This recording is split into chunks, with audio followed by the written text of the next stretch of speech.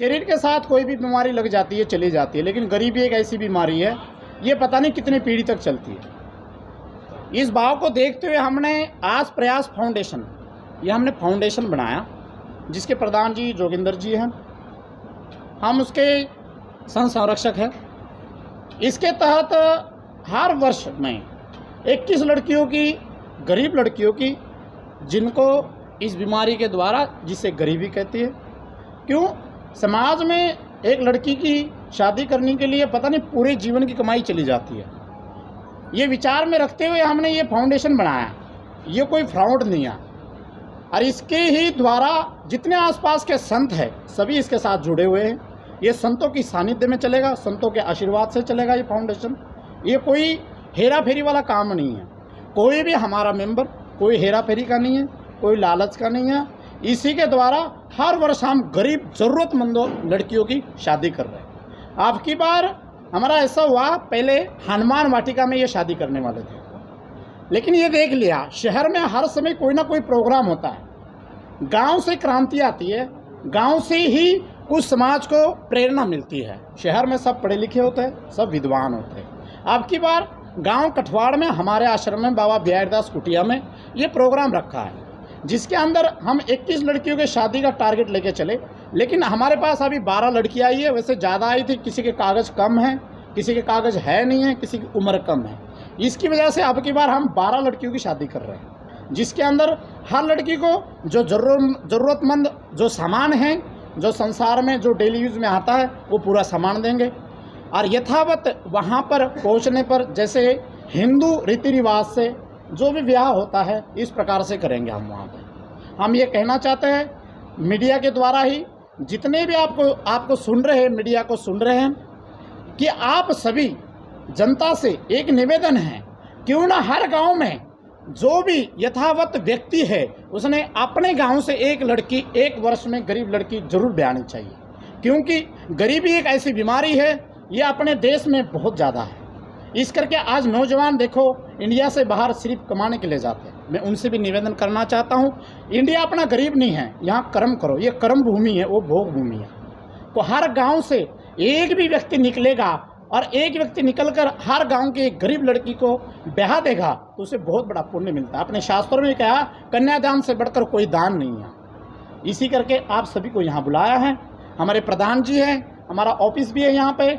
जो भी कार्य चलता है ये पूरी हमारी कमेटी देखती है, जिसके अंतर्गत हर वर्ष हम ये शादी करते हैं। और आगे भी आपका सभी का साथ मिलेगा। इस फाउंडेशन को और बढ़ाएंगे और समाज को एक प्रेरणा देंगे कि गरीबी एक ऐसी बीमारी है, इसे हटाने के लिए सारा समाज एकजुट हो जाओ और एकजुट होकर इस गरीबी बीमारी को हटाओ। शादी किस गांव में की जाएगी और कौन सी जगह पे? गांव कठवाड़, अपना जिला कैथल में है, बाबा बिहारीदास की कुटिया, ये टीक रोड पर पड़ती है।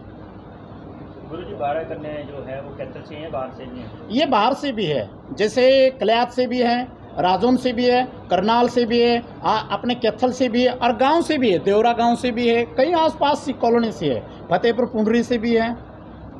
इस कार्यक्रम में मुख्य अतिथि कौन रहेगा? मुख्य अतिथि इसमें पूरा संत समाज है। हमने कोई वीआईपी गेस्ट नहीं बुलाया, क्योंकि देखो जब भी कोई भी धर्म पर हानि होती है तो सर्वप्रथम संत ही आगे आते हैं। तो हमने अब की बार इस प्रोग्राम में कोई वीआईपी नहीं बुलाया, सभी आसपास के संत हैं, तो सभी संत आएंगे। क्योंकि उन्होंने हमें ये प्रेरणा दी है सभी संतों ने कि संत समाज अभी भी थोड़ा पीछे है, क्यों ना वो आगे आकर समाज का एक ऐसा निर्माण करे और ऐसा संदेश दे कि समाज से हर कोई जागरूक हो। क्यों संत कहेगा तो सभी मानते हैं, जागरूक हो और हर एक कन्या वो ब्याह दे। तो गुरुजी, कैसे मापदंड रखे गए हैं, किस तरह से पहचान की जाती है कन्याओं की, वो गरीब हैं, किस तरह से अगर कोई हो तो कैसे कॉन्टेक्ट करें? ऐसा है, जैसे हमारा ये फाउंडेशन की जहाँ भी बोर्ड लगा है, सोशल मीडिया के भी हमने डाल रखा है, वो हमसे संपर्क करते हैं। संपर्क करने के बाद हमारा नियम है, जिसके अंदर लड़की का आधार कार्ड, उसके माँ बाप का आधार कार्ड, उनके 2 पड़ोसियों की गवाह, उसके बाद 10 रुपये का स्टाम्प पेपर, बस हमारी सहमति है। और लड़की का जो कानूनी जो नियम है, 21 वर्ष की आयु पूरी होनी चाहिए, वो भी रखी है।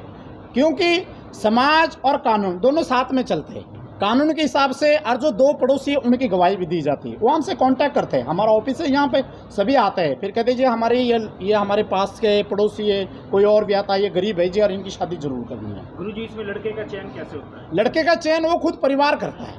लड़के का चयन ऐसा है ना, परिवार ही अपने आप रिश्ता करता है, अपने आप ढूंढता है। सिर्फ जब हमें शादी का उनको पता लगता है तो दोनों तरफ से हम 15 पर्सन बुलाते हैं, उनके भी 15 और उनके भी 15। चयन वो अपने आप खुद करते हैं, रिश्ता भी अपने आप करते हैं, सिर्फ हमारे पास संपर्क करते हैं। कितने लोगों को बुलाया गया? 15 लोगों को बुलाया गया हमारी तरफ से। चलिए, तमाम लोग आपको देख रहे हैं, तमाम भारत देख रहे हैं, क्या कुछ कहना चाहेंगे, क्या अपील रहेगी?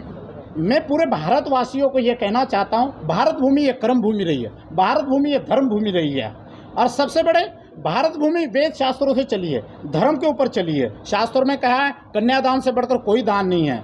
भगवान राम जी के पिताजी ने भी कहा मेरे भाग्य में कोई कन्या होती, जनक जी के पैरों में चले गए, कहते आपका बड़ा भाग्य है, आपके कर्म में एक कन्यादान लिखा है, कन्यादान से बढ़कर कोई दान नहीं होता, इससे बड़ा और कोई दान नहीं। भारत माता को और सभी दर्शकों को मैं ये कहना चाहता हूँ कि आप सब जुड़कर, हर गांव से निकलकर समाज में एक लड़की अपने एक गांव से ऐसे ही चुन ली जाए, ये गरीब है, इसके पास कुछ नहीं है, उससे बड़ा और कोई फल नहीं हो सकता।